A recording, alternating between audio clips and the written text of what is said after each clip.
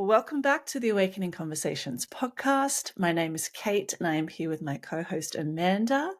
And today we have the pleasure of introducing Johanna Lynn, a remarkable therapist with over 2 decades of international practice. Johanna brings a unique and holistic approach to her work, delving into the intricacies of her clients' family trees to uncover hidden keys that are often overlooked in traditional therapy. Johanna's extensive training spans multiple modalities. Specializing in family constellations, she skillfully unravels issues rooted in family dynamics. Her sessions integrate mind and body, acknowledging the body's crucial role in storing emotional pain and trauma. And through integrative body psychotherapy, Johanna offers a holistic approach to healing, facilitating profound transformations. Johanna also has a keen interest in epigenetics, understanding how our genetic expressions are influenced by our environment and experiences. Her expertise in this cutting-edge field enables her to support clients in addressing the root causes of their challenges, whether they are relationship, personal growth, or financial well-being. And so through attuning to bodily sensations, her clients gain profound insights into their subconscious patterns and behaviors, enabling them to release entrenched issues and attain enduring freedom from painful family dynamics. We are super excited to have her here on the podcast today. Johanna, welcome to the Awakening Conversations podcast. Thanks, Kate. Good to be here, Amanda. So, Johanna, I am really looking forward to unpacking this topic today. I have heard of family constellation work, and I think I've seen it once on a documentary on TV, and it was completely fascinating. And at the same time, I don't know much about what it is. So, to begin, through our conversations so far on the podcast, we have been talking about the fact that we are souls and that our souls do come into this incarnation, these lives, these human lives, with a plan of things we want to learn in this lifetime. That also includes that we come in with a particular family and that family is also part of the plan. And what we are coming to understand through our awakening journey is that has an influence on how we view life, how we experience life, how we come to be. And so at some point through our journeys, looking at our family patterns and our upbringings can be a very big part of the healing journey that takes part once we awaken. What I'd really love to start with, first and foremost, though, is really getting an understanding of what is family constellations so we can see how this is a powerful modality that we can begin to use to do that exact work of looking at how our families have influenced us and what that healing work really is for us to do. So could you share with us some more about that? Yeah, with pleasure. Family constellation work is a little over 50 years old, but a lot of people have really never come across it. And so it's really interesting. It's kind of one of the best kept secrets of how you can really unravel what's been stuck inside. And what I've really come to appreciate it over the years is it bypasses the story. It bypasses the complaints and then this happened when I was 8 and then this over here when I was 17. We really need the facts of the family to start to really get into understanding what we might be repeating or what we might be stuck in. And so it takes an experiential process to get us out of our heads and more into our bodies to understand what we've been holding and what we might be unconsciously be repeating either through thinking, in our relationships, in how we might be responding to that family member. And so a lot of the ways to describe it that feel easiest is it takes an outer image through the work of the constellation that's really starting to unravel the inner image you hold about life, about certain relationships. And so an easy example might be if I hold the inner image that my dad is controlling, let's just say, or I grew up with an authoritarian parent. Well, we might see in that person's life that no matter what job they end up getting, they have kind of a bully as a boss, or they can't seem to get away from controlling partners. There's this sort of, that's where it's repeating. And that's what we're looking to uncover in family constellation work. Amazing. Yeah. Johanna, can you explain what a constellation is? Because I think some people might not know what that is. Yeah, some people might be completely new to it. And so a constellation starts with, let's say, usually about a dozen people, and we get together in a circle and physically in the room. And I have been able to replicate this online. So we can either have multiple boxes on Zoom or we get together in a physical room. And we start the day off by going around the room to talk about what's your pressing issue? What's the repeating problem? What is that argument you can't seem to get out of with your spouse? We kind of start with a tension point, and then we build a constellation experience. So I might listen very closely to what the client is explaining and then ask them to choose a representative from the group that might hold space or represent their spouse, their teenager, their mom, their dead uncle that they had all kinds of problems with, so that we can now create an outer representation of what's been held inside for sometimes decades.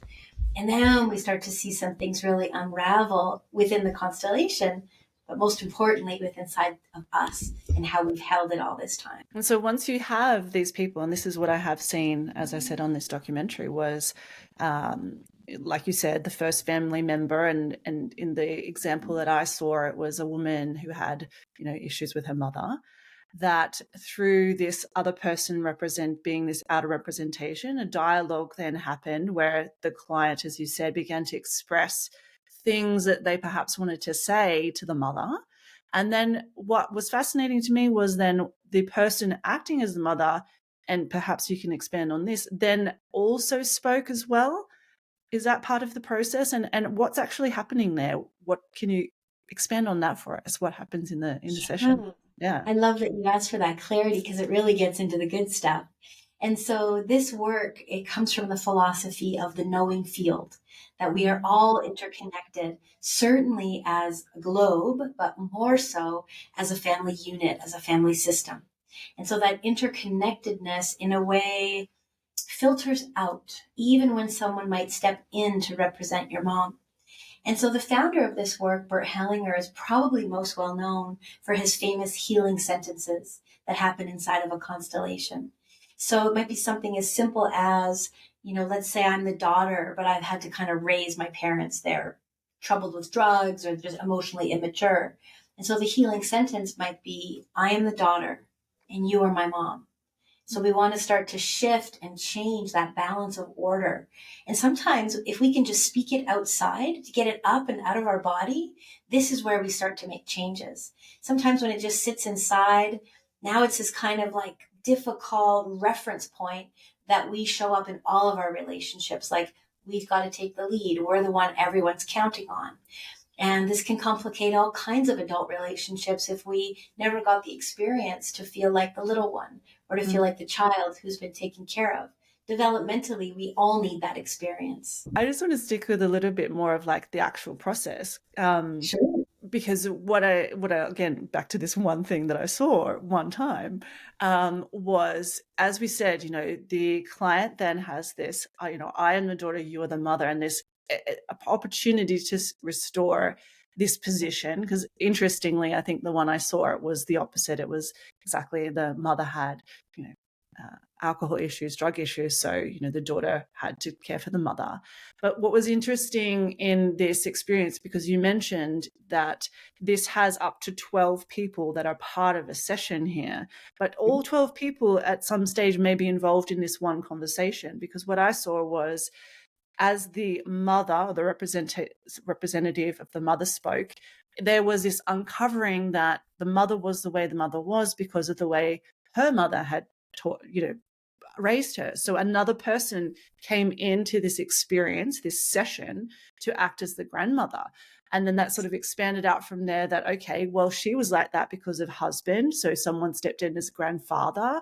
And then there was like this, as you say, like constellation created of a family line, where through these other people, though, representing these parts of the family, there was an uncovering of a story that was a great healing then for the client way back here. So part of my question too here is, like, there's these somewhat complete strangers here stepping in as are representatives of the family members.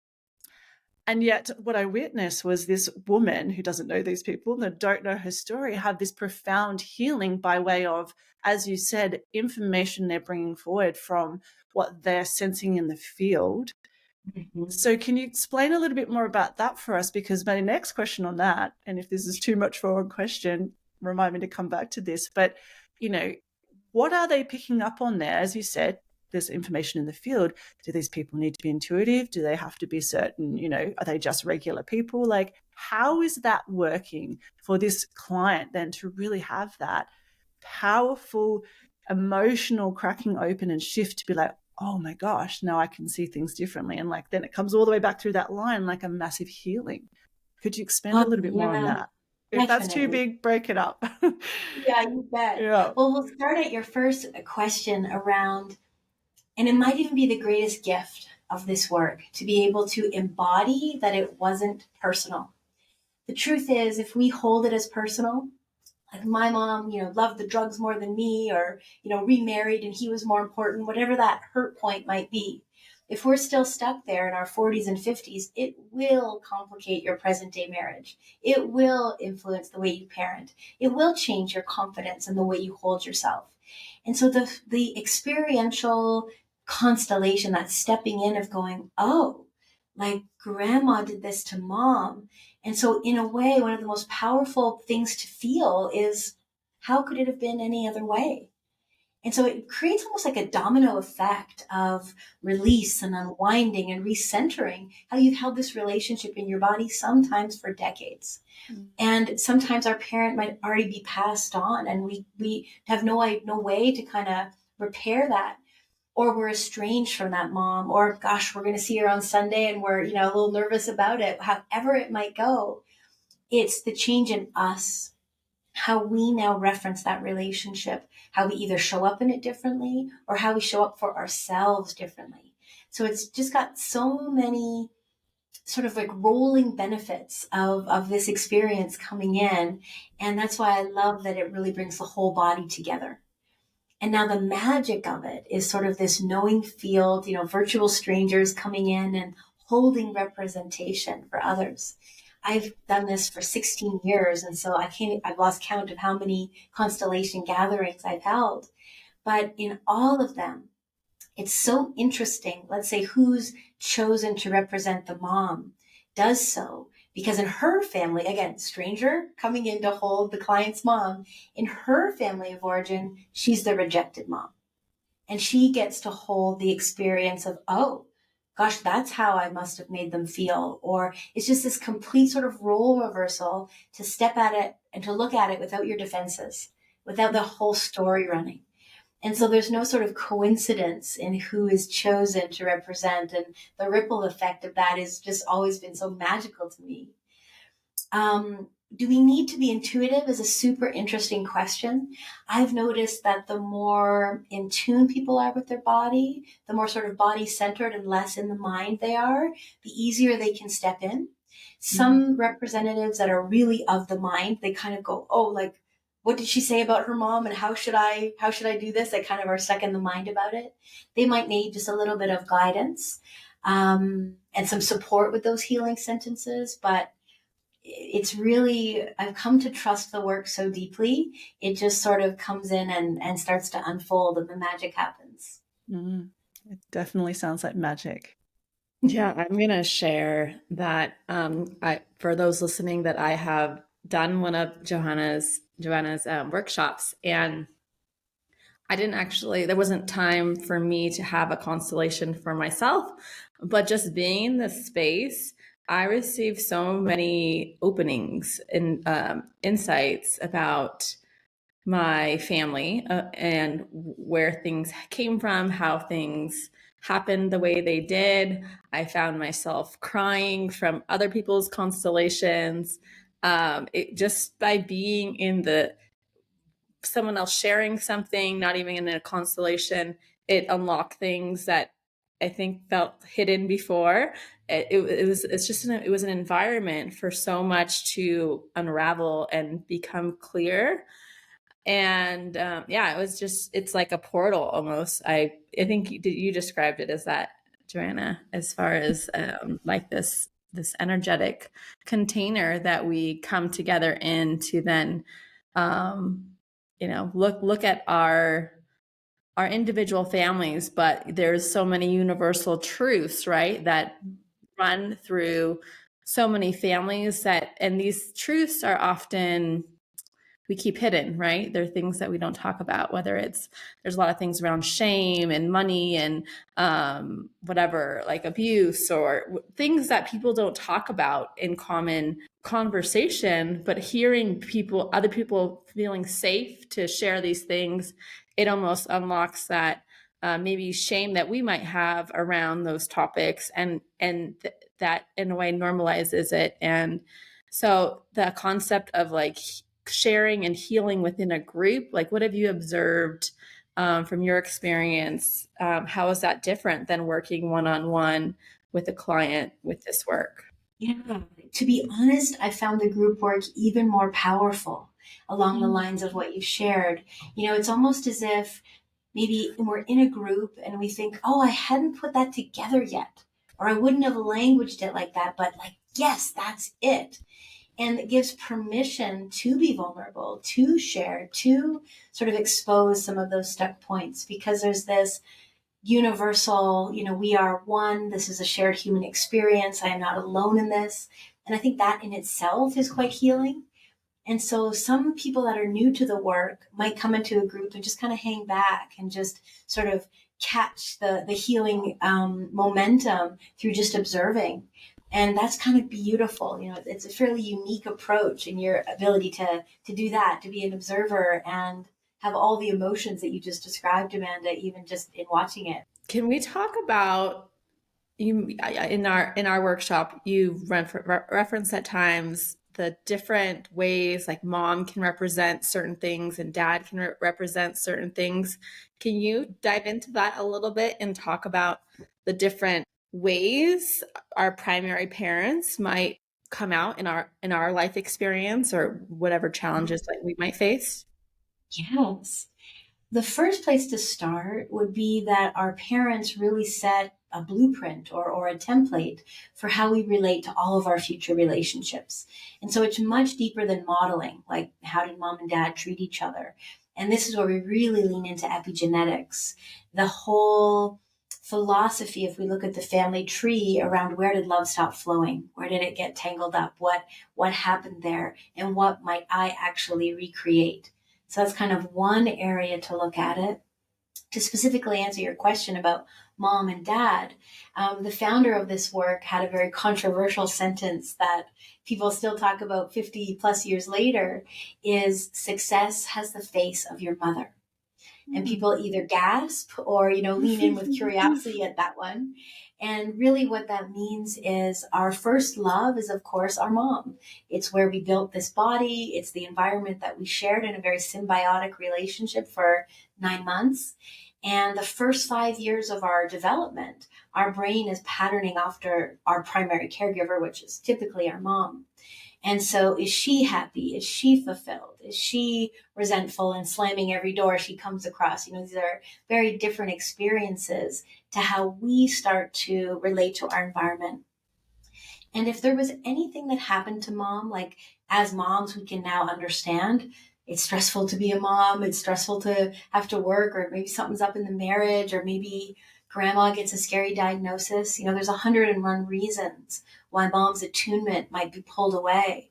But that for the developing child under 5 is really what makes the child feel bankrupt. If we were going to go back to that example of success. So in my personal experience, my mom had to go back to work when I was a 6-week-old baby. And I was in sort of like a huge nursery school where there were just rows and rows of cribs. And so while I got my needs taken care of course, there would be this initial developmental phase of, I've got to figure it out on my own. I'm not so sure I can trust this connection business. This woman that I've been connected to, her smell, her voice, the sense of her is just nowhere to be found. And this is where a lot of our hyper independence can come from. Those of us with that background make great entrepreneurs because we're always reinventing and figuring it out on our own. But it comes from a really deep place of, I don't trust that you're going to give me what I need. And often this recreates inside of our marriage that we feel that way about our primary partner. And that's done by design. We unconsciously pick a partner to replay a lot of what got lived out. And I truly believe that the soul's got a larger plan at play here in order to finally heal it, in order to finally find that place of peace with it. Our dad is a place of, well, they say the mom births the child, into life, and the dad brings the child into life. So the dad's role is really about how to be in the world in a way where you can feel confidence. And that real sense of self-direction often comes from a dad who's had your back, who you feel really loved and supported by. And if that was shaky for any reason, we can find ourselves often in a loop with decisions. We don't maybe trust that internal gut instinct to know what to do. And sometimes that can go back to dad being a shaky foundation. A lot of times addictions track back to dad missing. And so because it's been around this work for 50 years, there are certain connection points, but I always like to be sure with every client, it's completely fresh and new. So I start with that 3-generation genealogram that I might think, okay, we've got an addiction here. Let me ask if there's a missing father, but it doesn't always mean that. It's just kind of a clue that often ends up lining up. It's fascinating. And it's interesting what you say too, that these experiences, how our parents showed up in our life in those particular times, it feels for me what you're saying is that, it does set up for us as a human, maybe this energetic blueprint of, okay, these are how I feel I need to operate in the world. As your example was like, I'm the one who has to figure things out, because I didn't have that bond with mum in those really important times. And so, that drive in you is different to someone whose mum was there and, stay at home mum and could bond. And something I heard you say too is that as we then go into our older relationships, that is sort of a dynamic we bring in, and it's something that we then attract, for better or for worse, right? Where, it can be an opportunity for us within our relationships to heal that one-on-one with the person we're with, because that is going to come to the surface. And I know, Amanda, you've spoken to this through your awakening journey, that pre sort of understanding much of this path, your dynamics in your marriage where you came together with, an attraction of certain things you'd experienced, but at some point that needed to be worked on to then heal, to kind of grow the relationship. And so I just really wanted to note that, because I think something else that we've sort of touched on is that as we're going through this tumultuous time right now of change and consciousness on the planet is rising, we are moving out of that trauma bond and into more of a resonance bond with people. So this time particularly, I feel, if we are really feeling this family stuff come up, or this work really needing to be looked at, or there's inner, traumas within us, challenges within us, now is the time for us to really do this particular work, and through a system like what you offer, because where we're going, we kind of got to get this out of the way so we can relate in this new way of resonance, and really seeing people eye to eye, not through sort of how we're both been affected negatively, but really in our more full potential as co-creators with a different dynamic. So yeah, I think it's powerful work that you're doing that just feels like, as you said, not only is the client benefiting from this by being able to verbalize things, but the participants that make up that family constellation, and through your example, Amanda, it can be profound on so many levels and for so many people through one person. Yeah. I think in my own experience, just what you were sharing made me think of that of course, through my profession, I understood that systems marry systems. that we truly fall in love with the familiar. And Mm. if we're really willing to look at ourselves, so for example, in my own marriage, he likes to withdraw and shut down, or doesn't like, that's his pattern. That's how he handles stress. And my instinct is to sort it out straight away. And so if I look at my need to have it sorted out, comes from my own family of feeling distant and disconnected or maybe misunderstood, and really looking at my partner's background and his family of origin, there's a place where I can say, I get it, of course. Instead of taking it personally, instead of pushing to connect, instead of throwing a fit about it, that there is this place where even though we fall in love with the familiar and it can trigger those really tender places, the way that we really evolve, I find in relationship, is for me to say, ooh, okay, that feels crunchy, or that's really tender. And can I work with myself instead of kind of pointing the finger at him? Blame is the cheapest hit of power going. If I'm focused all on him, I'm not really going to change or shift or change that resonance to really come at it from a fresh perspective instead of getting stuck in the same argument. And that can be healing in and of itself in the relationship too, to come at it from that perspective.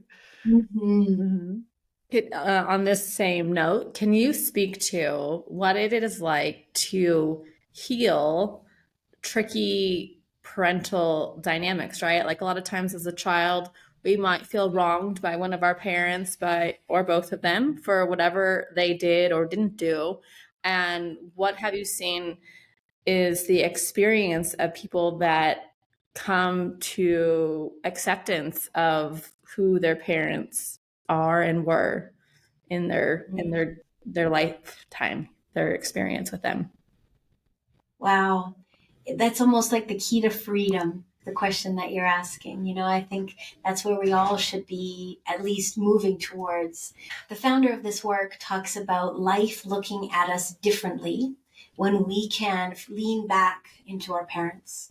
And so the image that is sort of the gold star of this work is to imagine your mom and dad have your back, to imagine that you could lean back into that feeling of, okay, they've got my back. Now that might not be your lived experience of what happened. And so this is where, like when Kate was describing the structure of a constellation, this is where a grandparent might come in. And in your mind's eye, you see your mom or your dad turn towards their parent of difficulty. And there's this sense of, wow, mom lost her mom when she was 7, or dad struggled with a grandpa being an alcoholic and being really quick to anger, and how emotionally unsafe that felt. And so there's this kind of compassion and understanding that leads to, dad is maybe emotionally 9 and mom may never change. And this is just kind of the dance we're in. And so what could it be if the change is in me? What might shift if I'm able to recognize this is what they can give me and turn towards that? And so I guess the best way to say it is receiving life as it comes to you. That life looks at us differently when we can imagine looking towards our parents and saying, thank you.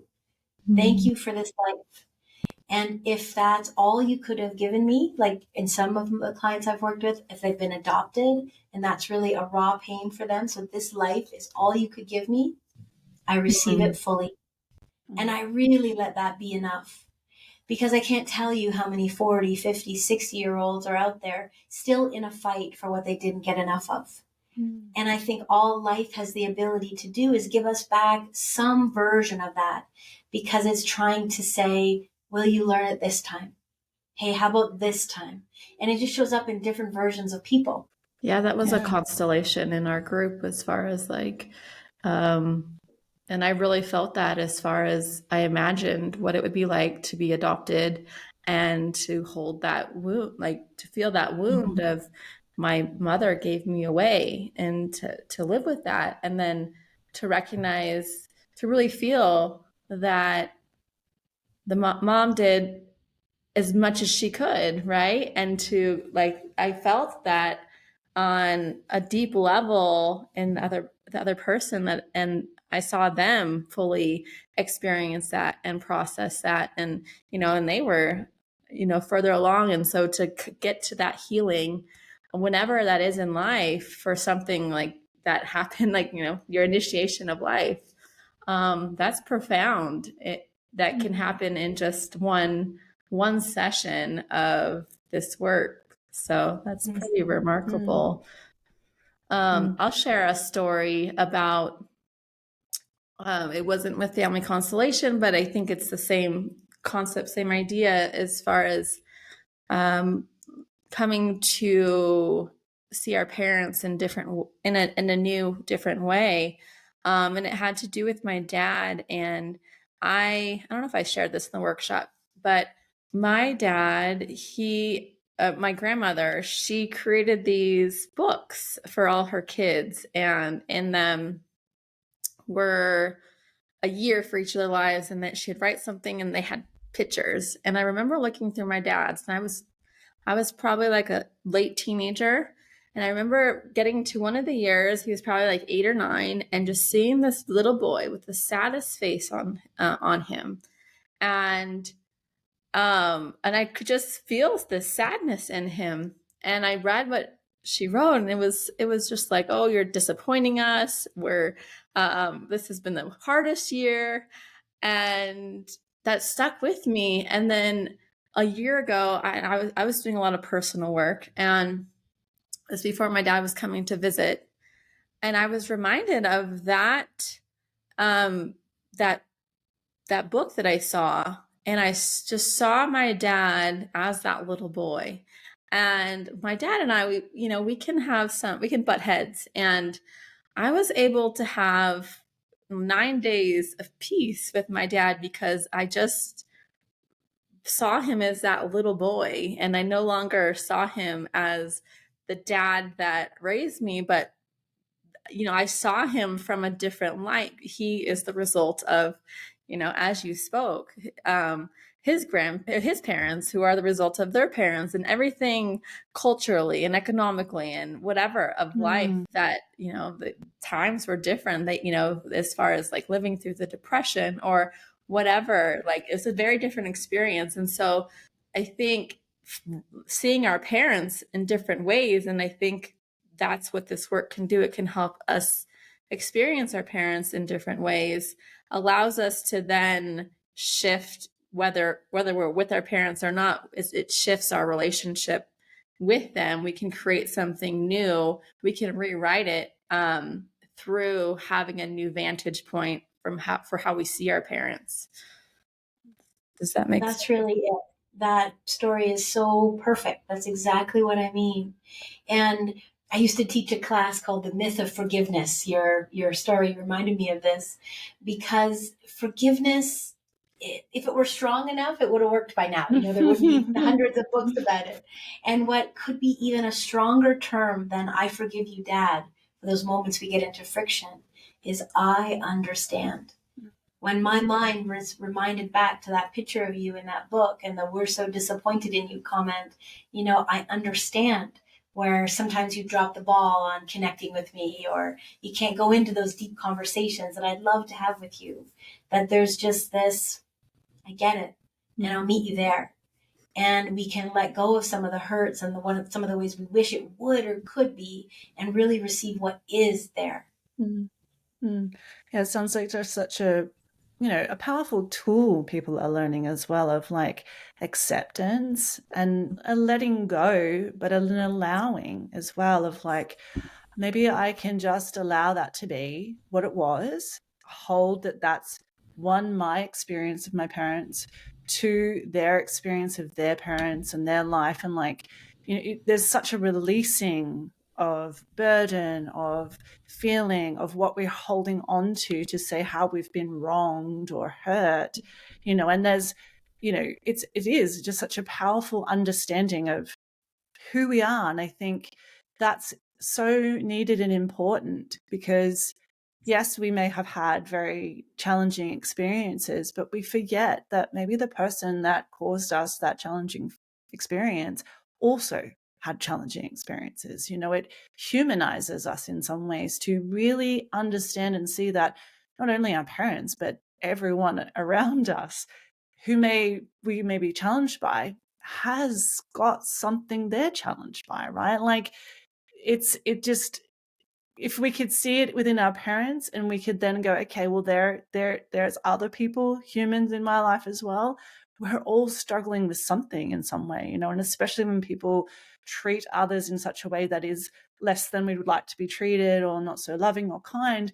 Really, the question then just is well, what is what are they burdened with, and what have they experienced? Like, how weren't their needs met, or how weren't they loved in, a beautiful, loving way? So it's such an opening for us to just create and experience and feel a deeper compassion for everybody. And if only this was like work that everybody knew about, so we could get involved in a conversation or be part of a constellation, just to hear others, to begin to see things differently and hold our experiences differently, and release some of that tension we hold in our minds and our hearts and then in our energy. So it's just, amazing work that you're doing. Yeah, we just don't know what other people are carrying, and so can we be curious, like you're describing, instead of jumping to judgment or jumping to being furious with them? The world would be such a different place if we came from that mindset. Yeah. I would love to hear your thoughts on the concept of the healing work that we do currently in this life, how it can impact our ancestors and our future generations. Do you have thoughts on that concept? Oh, definitely. What I think I feel such reverence about is that I found this work just after having our son. And there was this, wow, like I really want all this to end with me. That natural sense of protecting our children and not letting the pain run through the line, so to speak. And so the more we come to completion with hurt feelings or unresolved issues, that is the best way we can protect our children from those sort of family themes running through and settling onto their shoulders. And so the more work we do, the clearer their path actually is.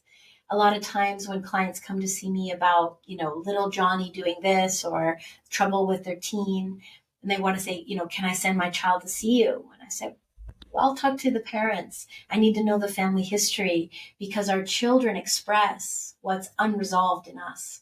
And that's where we've got to find, how we support our kids best. And how it heals back is another part of that sort of mystery. And for me, I stay pretty rooted in the science of epigenetics and the groundedness of how this is practical. And I think, as far as I can tell, as I change, like as I get rid of that backpack of pain of how it could have been or should have been, I then show up with my parent so much differently. I don't gossip with my siblings about remember this and that, throwing mom under the bus. That I'm actually living with more love and understanding and compassion at the center. And so it just sort of stops the way a lot of families might connect over gossiping with other family members. So it just sort of cleans that up quite a bit. And there are certainly other traditions that talk about 7 generations forward and 7 generations back. And why not? Why couldn't that be true? It's a beautiful thought.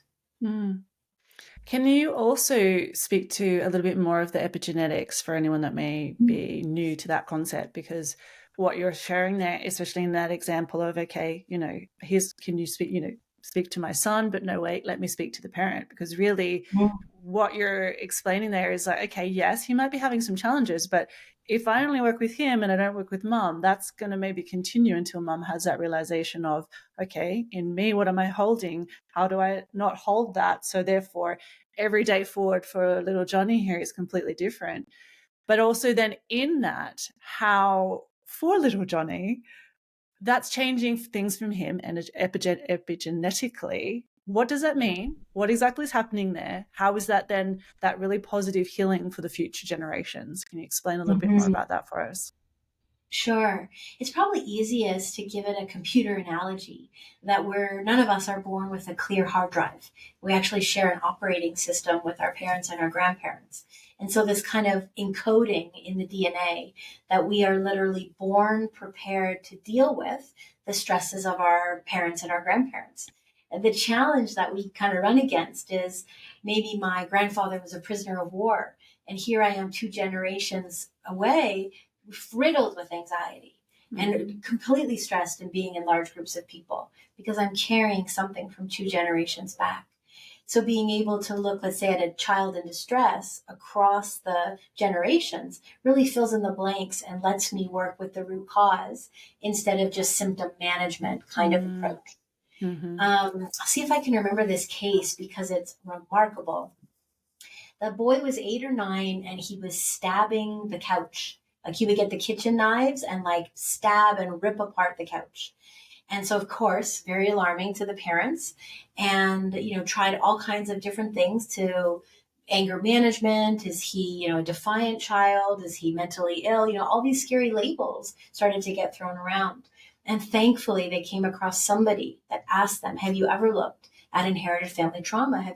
What's going on in the family? What could be expressing?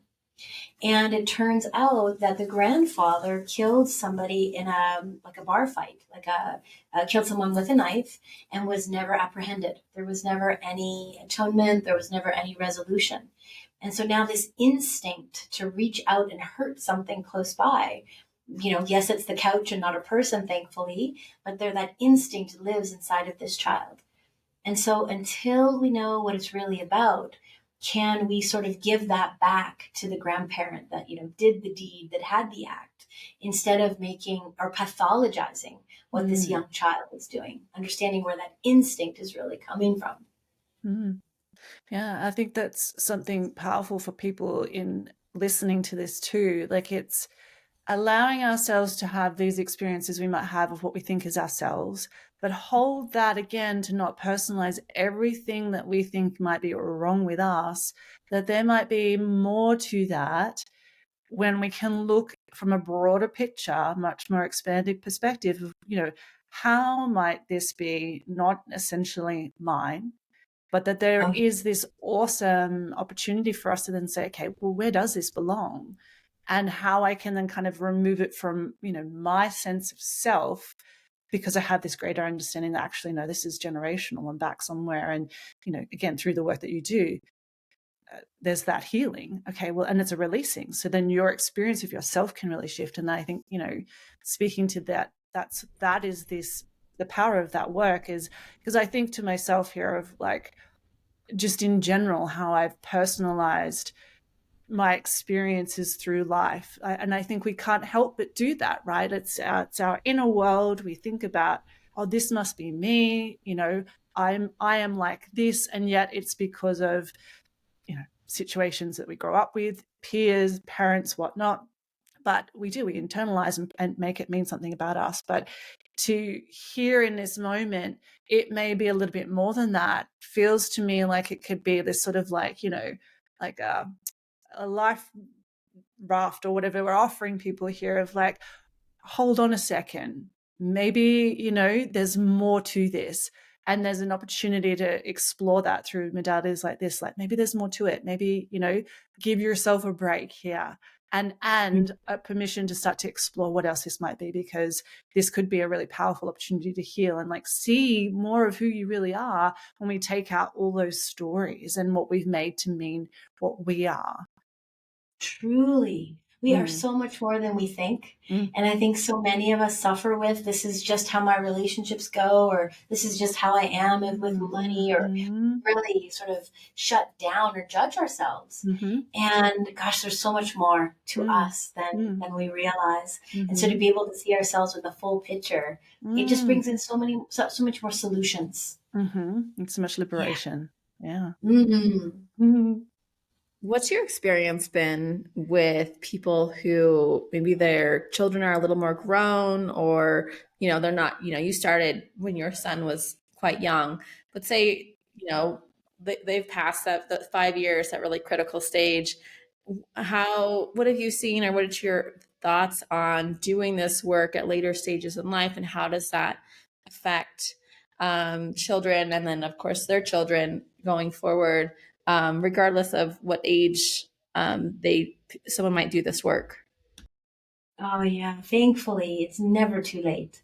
If we go in there with the intention to really repair, to really listen, to really give that broader explanation, I've seen the most beautiful repairs in, adult children and really just being able to look at it with this larger lens. And so, in all honesty, it's never too late. So, for me personally, after I started my awakening journey, I realized that I had really porous boundaries. I was very empathic, and I didn't learn how to develop boundaries. I think my mom was the same way. Can you speak to what your work around boundaries with your clients and anything helpful or insightful that you could share maybe about how to begin working and developing stronger boundaries? Usually, those of us who are empathic come from it from a very honest place. That at a very young age, we had to tune in more to what mom or dad needed. In a way, we leave our developing sense of self to kind of go over there and be with them.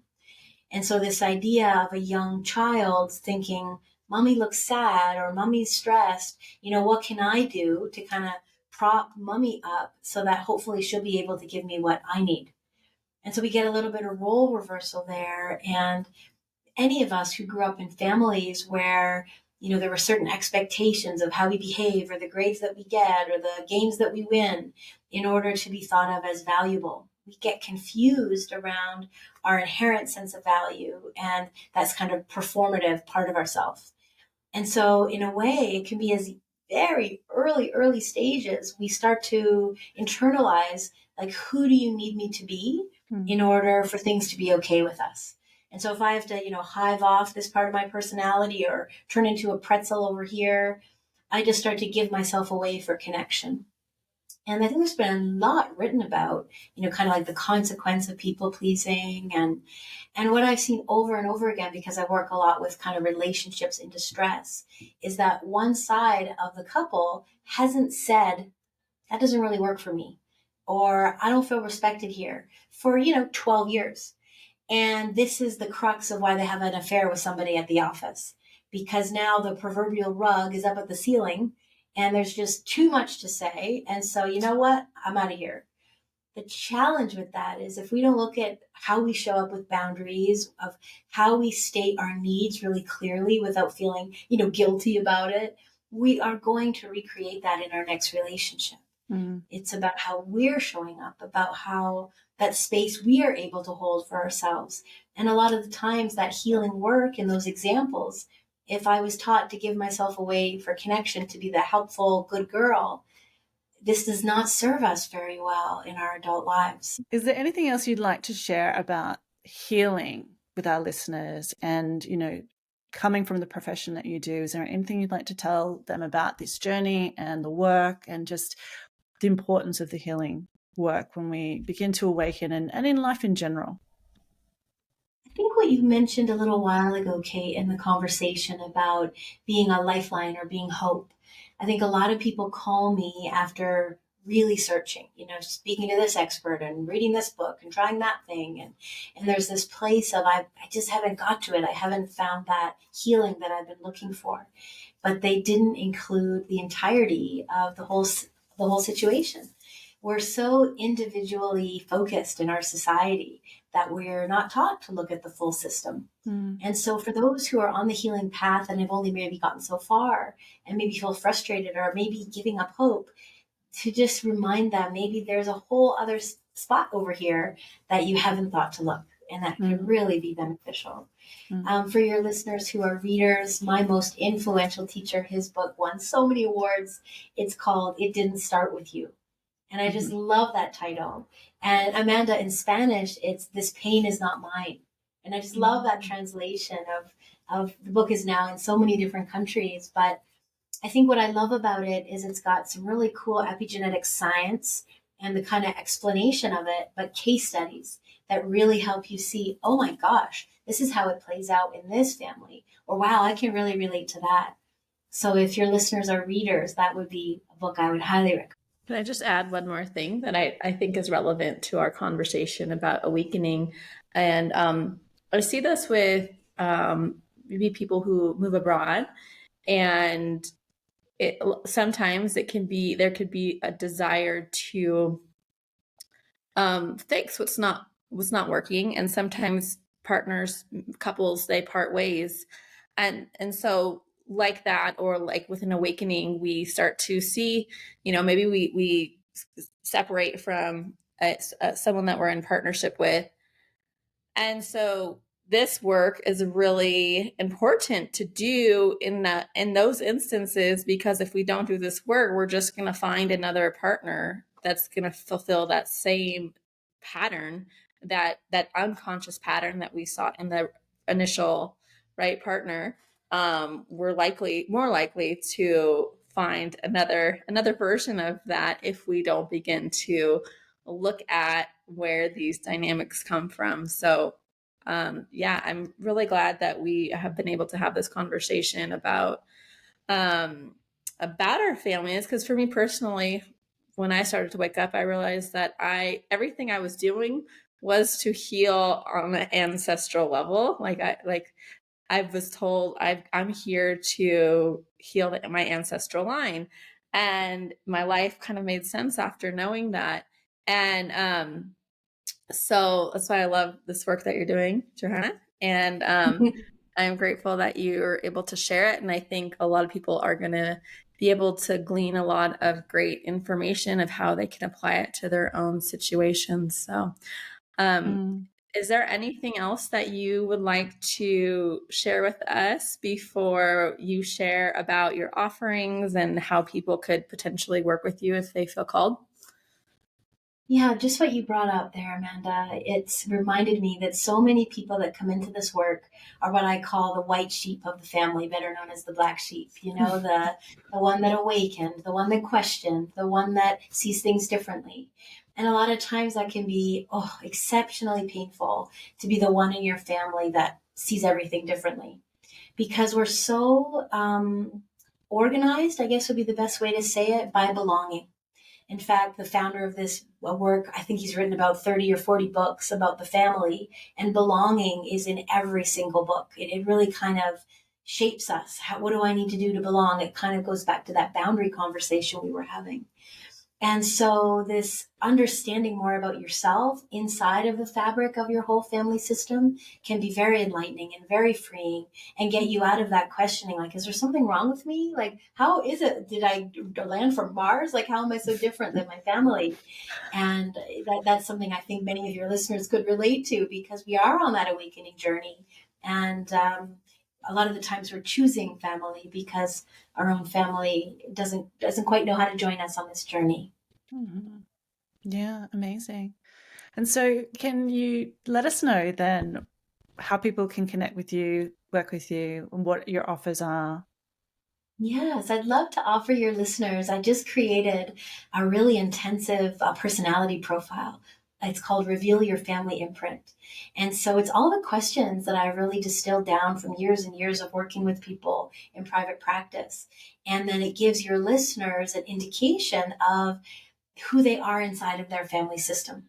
And so I hope it'll be really, revealing and supportive. And then they're more than welcome to reach out to me after the results, maybe they're curious or they have some questions. I do have an international private practice. I work over Zoom. I do constellation work online, which is so exciting to have people from, Kuala Lumpur and Australia and Canada and the States, and we all meet together and we share this, thing of family in common. They can certainly reach out on my website, which has all kinds of great information and articles for over the years, which is just www.johannalynn.ca. Amazing. Well, thank you, Johanna. This has been an incredible conversation, and I think a really powerful one for our listeners, because healing is a large part of what we go through when we awaken. And, just really feel like this is such an expansive process for people to be able to see, much of what I'm experiencing here may not just be me.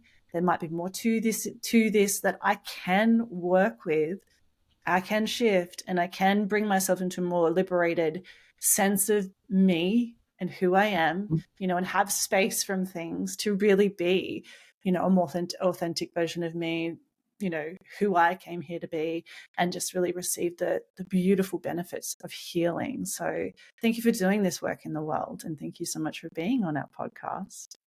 It was Thank you great for to the have you. invitation. You're welcome. Well, thank you. And we thank everyone for listening. We'll join you on the next episode.